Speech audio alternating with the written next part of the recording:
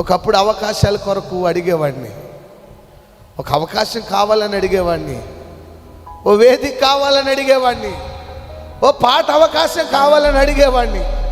ప్రభు దీవించి సమస్తాన్ని ఇచ్చిన తరువాత ఆ గతించిన గతాన్ని మర్చిపోయాను నేను.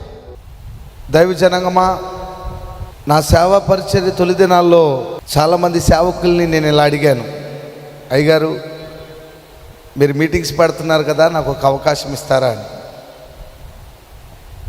చాలాసార్లు అయ్యగారు మీ పోస్టర్లకు ఫోటో వేస్తారని అడిగేవాడిని.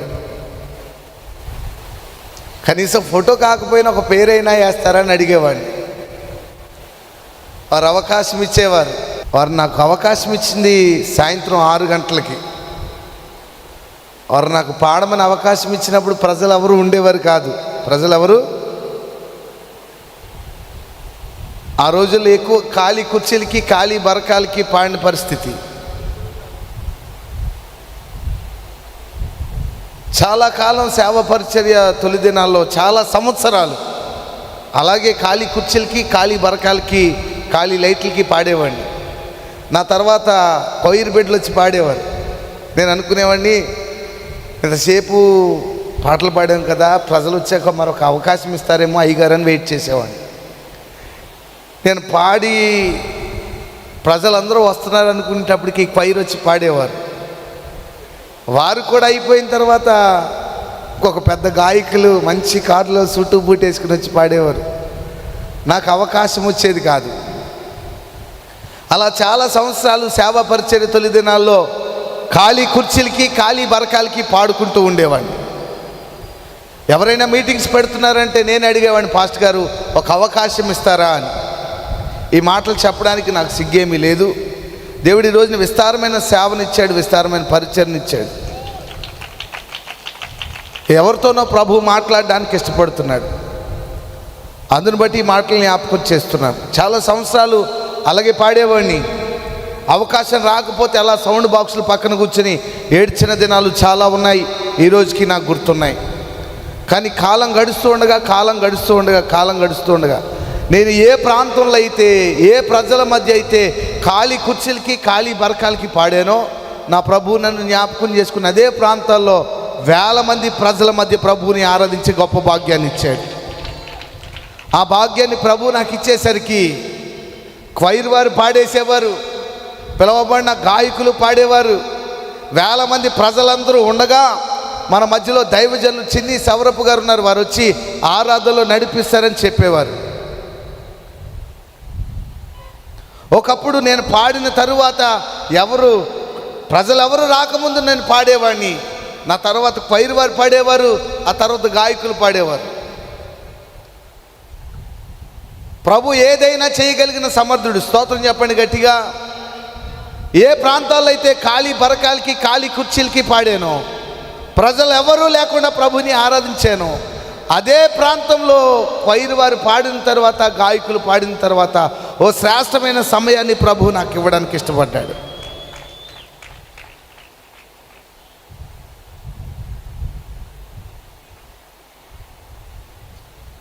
ఈ మాటలేవో గొప్ప కోసం నేను చెప్పట్లేదు. చాలా రోజులు అలా పాడుతూ ఉన్నటువంటి సమయంలో దాదాపుగా 6 సంవత్సరాలు 2008 నుంచి 2014 వరకు కూడా నా పరిస్థితి ఏంటంటే, ఏ అయ్యగారు మీటింగ్స్ పెట్టినా అయ్యగారు నాకు ఒక అవకాశం ఇవ్వండి అని అడిగేవాడిని. చాలా సంవత్సరాలు. ఇక 2014-13 ఆ సమయానికి వచ్చేసరికి నాతో పాటు ఉన్న స్నేహితులందరికీ వారికి డిగ్రీలు పూర్తయిపోయి మంచి మంచి ఉద్యోగాలు వచ్చాయి. నేనేమో కాలేజీలకు వెళ్లకుండా ఎక్కడైనా ఆరాధనలు జరుగుతూ ఉంటే, ఎక్కడైనా ప్రోగ్రెస్ జరుగుతూ ఉంటే అక్కడికి వెళ్ళిపోతూ ఉండేవాడిని. మా రాజన్న వచ్చాడు, ఆయనే సాక్ష్యం. ఎక్కడైనా ప్రోగ్రెస్ జరుగుతూ ఉంటే అక్కడికి వెళ్ళిపోయేవాడిని. మా నాన్నగారు మంచి దైవజనులు, మంచి ప్రార్థనా పరులు. నన్ను వాడుకున్న తర్వాత ఆ కార్యక్రమాన్ని నిర్వహించిన వారు ఎప్పుడైనా కనబడితే మా నాన్నగారికి ఇలా చెప్పేవారు, అన్నయ్య మీ అబ్బాయి చిన్నోడు వచ్చాడు, బాగా పాటలు పాడాడు అని అంటే, నీ దగ్గరికి ఎందుకు వచ్చాడు, కాలేజీకి కదా వెళ్ళాడు అనేవాడు ఆయన. ఇలా పాటలన్నీ పాడించుకున్న తర్వాత మా తండ్రి గారికి తెలిపిన తర్వాత నేను కాలేజీకి పంపిస్తే నువ్వు ఎక్కడికో వెళ్ళావంట ఏంటి అని చెప్పి నేను కాలేజీకి పంపించినప్పుడు కాలేజీకి వెళ్ళాలి కదా, సేవలో ప్రోత్సహించే వాళ్ళమే, కానీ ఇప్పుడు నీ చదువుకునే వయసు కదా అని చాలాసార్లు నన్ను ఖండించినటువంటి పరిస్థితులు నాకు గుర్తొస్తున్నాయి. దైవజనాంగమా, ఈ మాటలు ఎందుకు చెప్తున్నానంటే చాలా సంవత్సరాలు, సుమారుగా 5-6 సంవత్సరాలు ఈ ఖాళీ కుర్చీలకి బరకలకి పాడానని చెప్పాను కదా.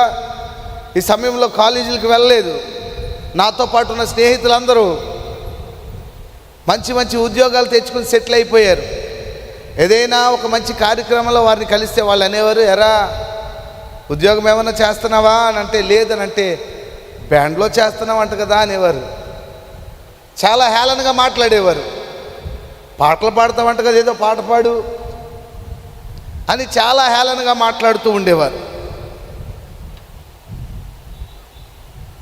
చాలా రోజులు నాకు అవకాశాలు రాకపోయేసరికి చాలా బాధపడేవాడిని. మా నాన్నగారిని అడిగేవాడిని, డాడీ మీరు చదువుకోమని చెప్పినప్పుడు చదువుకోలేదు, నాతో పాటు ఉన్న విద్యార్థులందరూ మంచి మంచి ఉద్యోగాల్లో సెటిల్ అయ్యారు, కానీ నేను అప్పుడు చదువుకోలేదు. కానీ ఇలా ప్రోగ్రామ్స్కి అటు ఇటు తిరిగి చదువుని లెక్క చేయకుండా ఇటేమో సేవా పరిచర్లో ముందుకు వెళ్దామంటే సరైన అవకాశాలు లేక,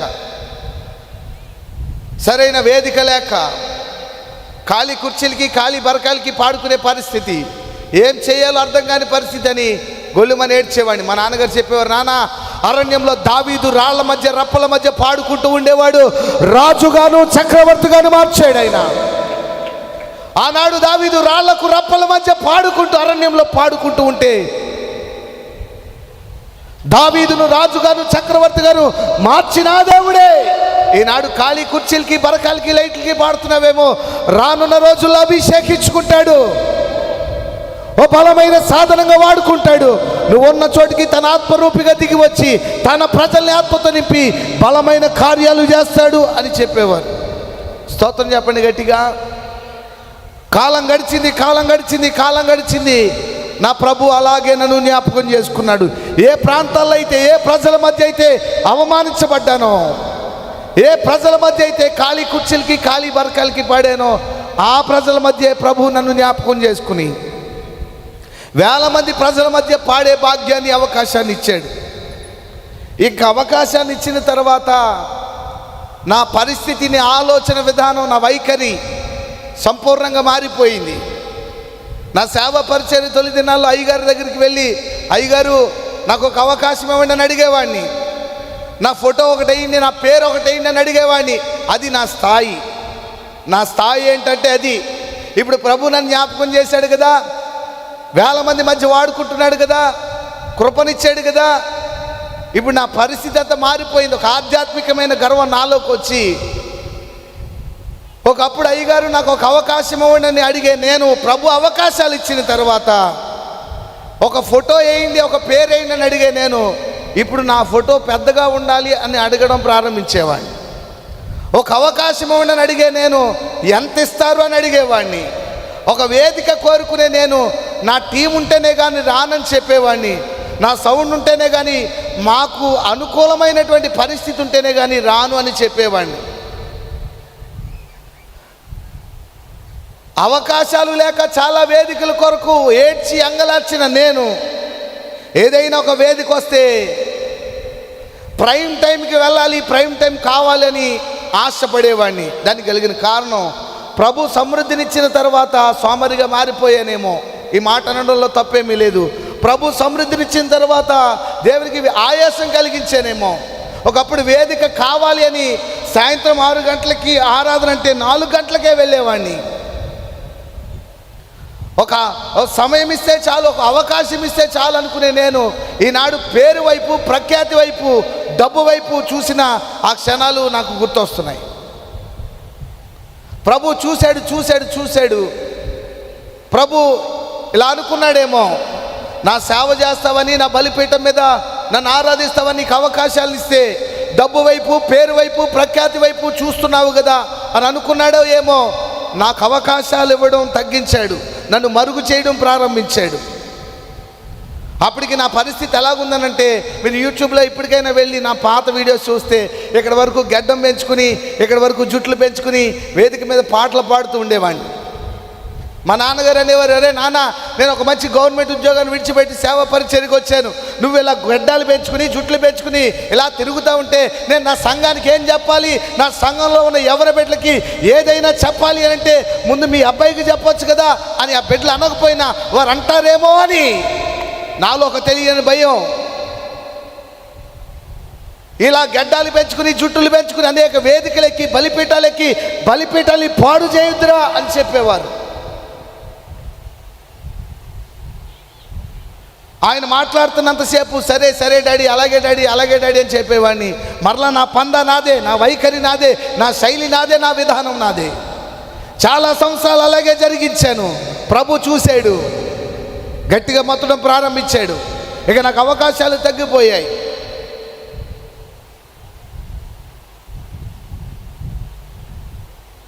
ఇలాంటి చేదైన పరిస్థితులు వచ్చినప్పుడు ఏం చేయాలో అర్థం కాని పరిస్థితి.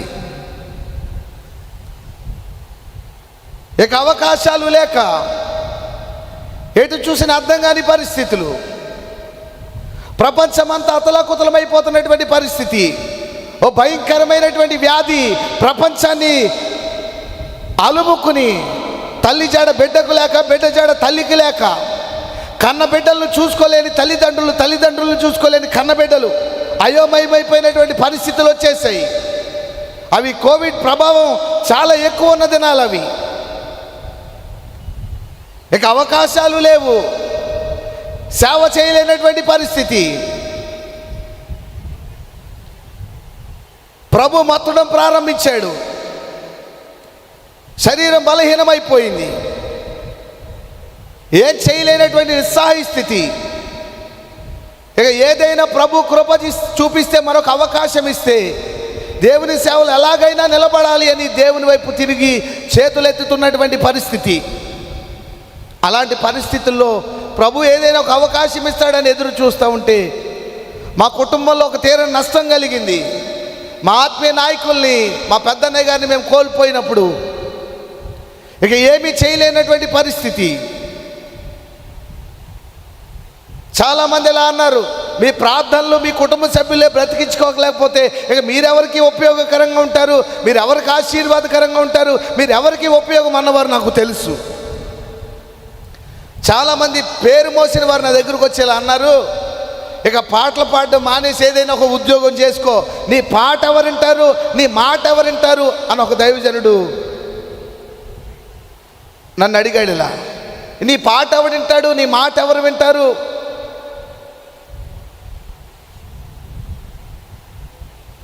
ఏమి అర్థం కాని పరిస్థితి. అవి కోవిడ్ దినాలు కదా. మా అన్నయ్య గారు ప్రభు సన్నిధికి వెళ్ళినప్పుడు ఎవరు వచ్చి ఆదరించేవారు లేరు, ఓదార్చేవారు లేరు, పలకరించేవారు లేరు. రావాలని కాదు మా ఉద్దేశం, అలాంటి అవకాశాలు లేని పరిస్థితి. ఇక ఒంటరిగా ఉన్నప్పుడు ఏమి చేయాలో తెలియక దేవుని పాదాలు పట్టుకోవడం ప్రారంభించాను. స్తోత్రం చెప్పండి గట్టిగా, హల్లెలూయా. ఇక అవకాశాలు లేవు, వేదికలు లేవు.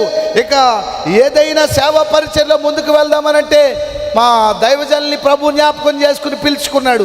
ఇక సేవ పతనం అయిపోయిందని చాలామంది అన్నారు, సేవ కుంటుపడిపోయిందని చాలామంది అన్నారు. ఇక నీ పాట ఎవరికి ఉపయోగం, నీ మాట ఎవరికి ఉపయోగం? ఇలాంటి మాటలు విన్నప్పుడు ఇక సేవ ఎందుకులే, చిన్నప్పటి నుంచి ఏ ఉద్యోగం చేయలేదు కదా, ఇప్పుడు ఉద్యోగం ఏం చేయగలం, సేవ చేయలేమని చాలామంది అంటున్నారు, ఉద్యోగం చేయలేనని నేను అంటున్నాను. ఇక ఏం చేయలేని పరిస్థితుల్లో చావే శరణం అని అనుకున్నటువంటి పరిస్థితి నా జీవితంలో ఉంది.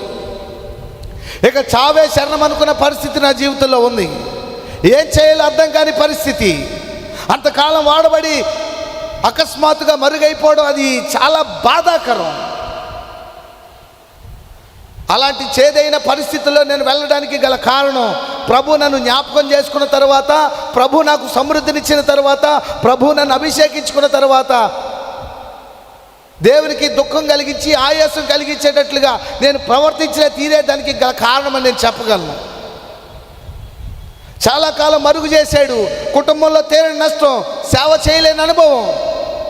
ఈ పరిస్థితుల్లో చావే శరణం అనుకున్నప్పుడు మీకా భక్తుడు చెప్పినట్లుగా ఆయన పురాతన కాలం మొదలుకొని శాశ్వత కాలం వరకు ప్రత్యక్షమయ్యే దేవుడుగా ఓ రోజు నా జీవితంలో ప్రత్యక్షమయ్యాడు. స్తోత్రం చెప్పండి గట్టిగా, హల్లెలూయా.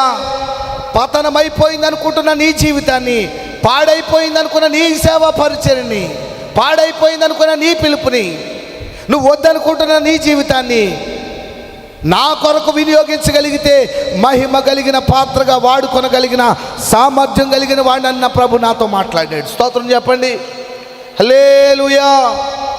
అంతకుముందు దేవుని స్వరం విన్న దాఖలాలు లేవు. ఆ రోజు ప్రభు నన్ను దర్శించాడు.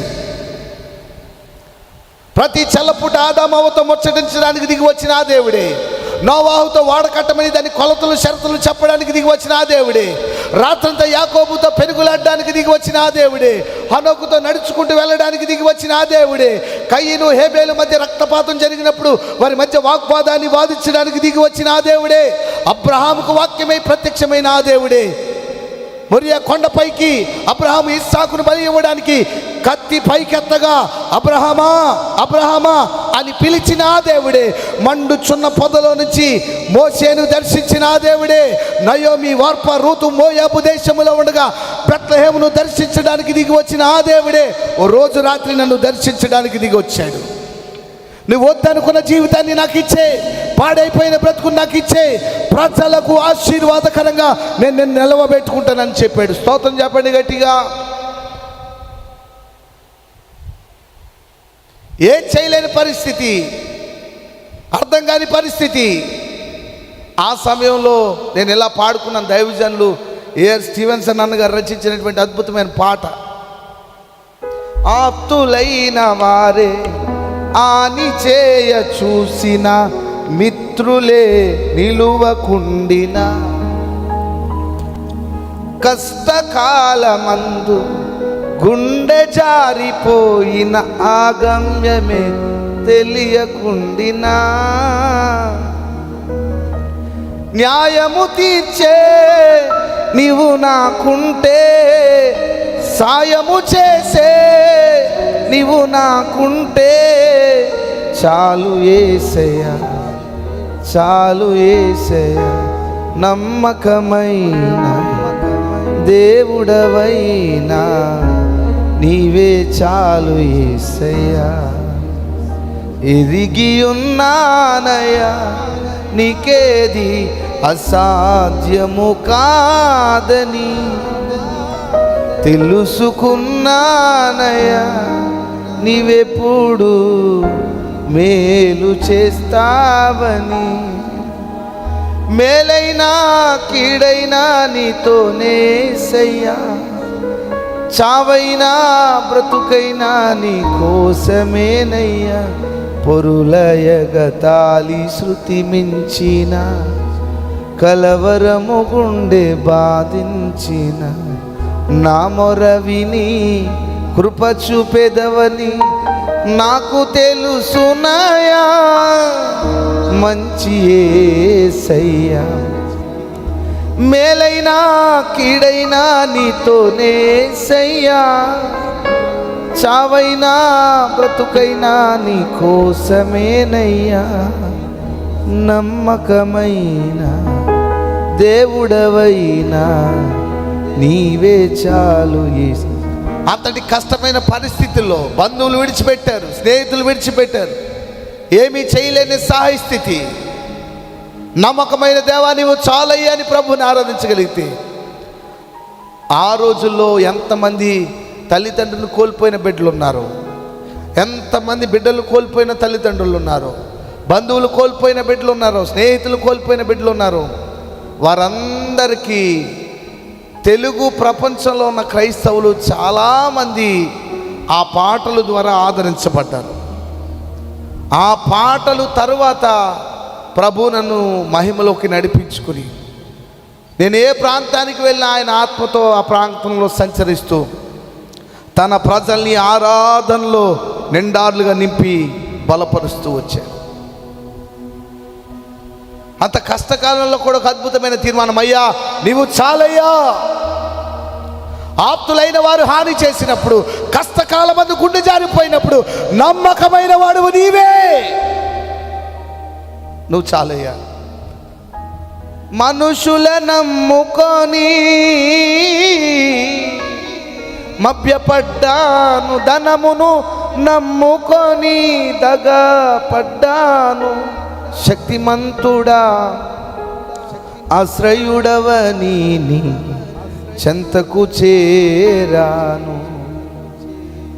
నేనున్న స్థితిలోనే సంతృప్తిని కలిగించు.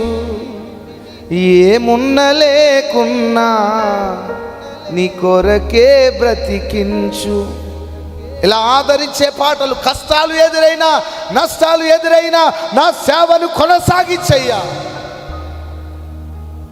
ఇలా పాడుకుంటూ నేను ఆదరించబడ్డానికి పాడుకున్న పాటలు అనేక మంది తెలుగు క్రైస్తవ ప్రజల్ని ఆదరించబడేటట్లుగా ప్రభువు మార్చాడు.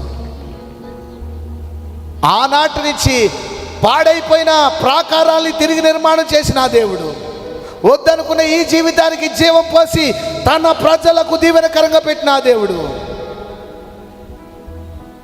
చావే శరణం అనుకున్న నా జీవితానికి నీ వద్దనుకున్న జీవితాన్ని నాకు ఇవ్వగలిగితే మహిమ కలిగిన పాత్రగా వాడుకుంటానన్న ఆ దేవుడే ఆ రోజు ఆదాము దగ్గర ప్రత్యక్షమైనట్లుగా, నోవాహు దగ్గర ప్రత్యక్షమైనట్లుగా, హనోకు దగ్గర ప్రత్యక్షమైనట్లుగా, యాకోబు దగ్గర ప్రత్యక్షమైనట్లుగా, మోషే దగ్గర ప్రత్యక్షమైనట్లుగా ఈ రాత్రి ఈ పరిచర్యలో, ఈ ఆరాధనలో, ఈ సమయంలో ప్రత్యక్షమవుతున్నాడు. స్తోత్రం చెప్పండి గట్టిగా.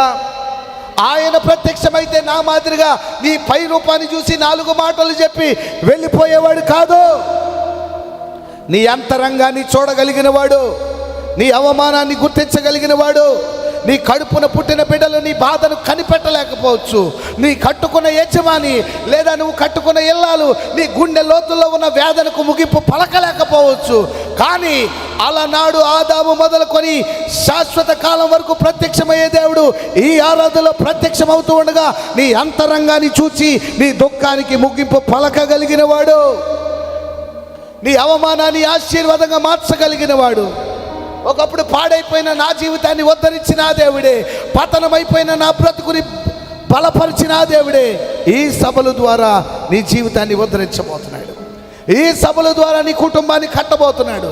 ఈ సభల ద్వారా నీ తలాంతుని నిలవబెట్టబోతున్నాడు. ఈ సభల ద్వారా నీ చేతి పనులు ప్రభు జ్ఞాపకం చేసుకొని పోతున్నాడు.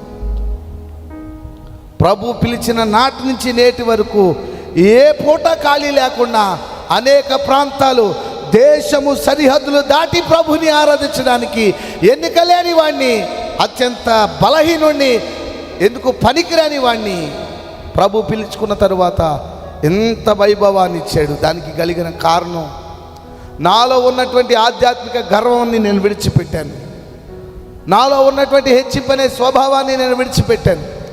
పేరును కోరుకోవడం మానేశాను, ఖ్యాతిని కోరుకోవడం మానేశాను, డబ్బుని ఆశించడం మానేశాను.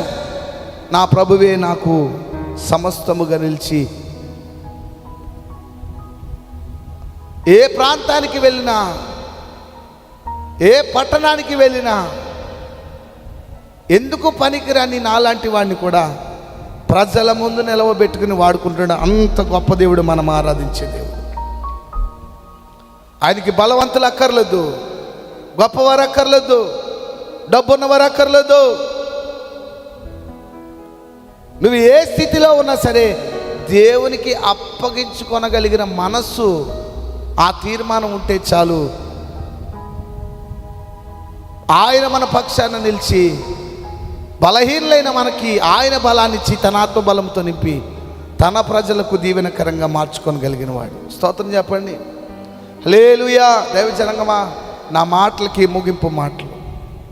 ఒకప్పుడు అవకాశాల కొరకు అడిగేవాడిని, ఒక అవకాశం కావాలని అడిగేవాడిని, ఓ వేదిక కావాలని అడిగేవాడిని, ఓ పాట అవకాశం కావాలని అడిగేవాడిని. ప్రభు దీవించి సమస్తాన్ని ఇచ్చిన తరువాత ఆ గతించిన కాలాన్ని, గతాన్ని మర్చిపోయాను నేను.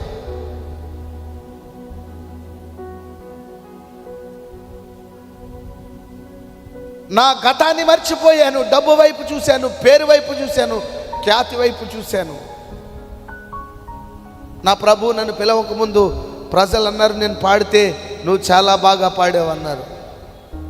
కానీ ప్రభు నన్ను పిలుచుకుని మలుచుకుని వాడుకుంటుంటే అదే ప్రజలు అన్నారు, నువ్వు పాడుతూ ఉంటే మా హృదయంలోంచి దుఃఖం పొంగికొచ్చింది, నువ్వు పాడుతూ ఉంటే ఆరాధన చేయాలనిపించింది, నువ్వు పాడుతూ ఉంటే పాపాన్ని ఒప్పుకోవాలనిపించింది, ఏదో తెలియని భారం మా హృదయంలో నుంచి వెళ్ళిపోయింది అన్నారు. దానికి కలిగిన కారణం నాలో ఉన్న స్వభావాల్ని నేను విడిచిపెట్టాను. ఈ మాట చెప్పడానికి నాకేమాత్రం ఇబ్బంది లేదు.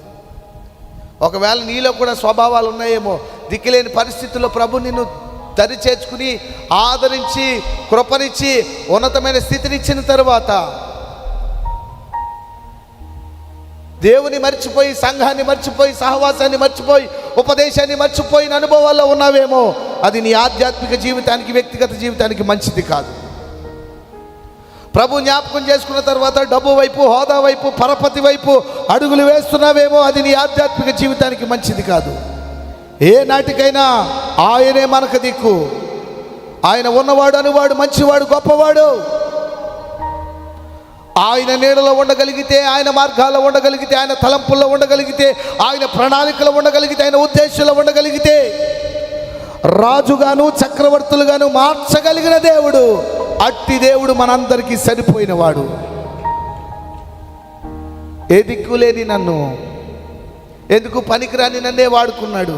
నేను అంటాను, నువ్వు నాకన్నా గొప్పదాని అమ్మా, అన్నా నువ్వు నాకన్నా గొప్పవాడివి. ప్రభువుకి అప్పగించుకో, ప్రభువుకి అప్పగించుకో. ప్రభు దగ్గర నమ్మకత్వాన్ని ప్రదర్శించు. నమ్మకమైన వారికి మెండైన ఈవులు అనుగ్రహించగలిగిన వాడు ఆయన. ఆయన దాటిపోయేవాడు కాదు, మర్చిపోయేవాడు కాదు, విడిచిపెట్టేవాడు కాదు. ఎందుకో చెప్పనా, ఆయన అరిచేతిలో చెక్కుకున్నాడు కదా, ఎలా మర్చిపోతాడు? దాటిపోతే మనం దాటి వెళ్ళిపోతాం, మర్చిపోతే ఆయన మనం మర్చిపోతాం, కానీ ఆయన ఎప్పుడు మనల్ని మర్చిపోయేవాడు కాదు.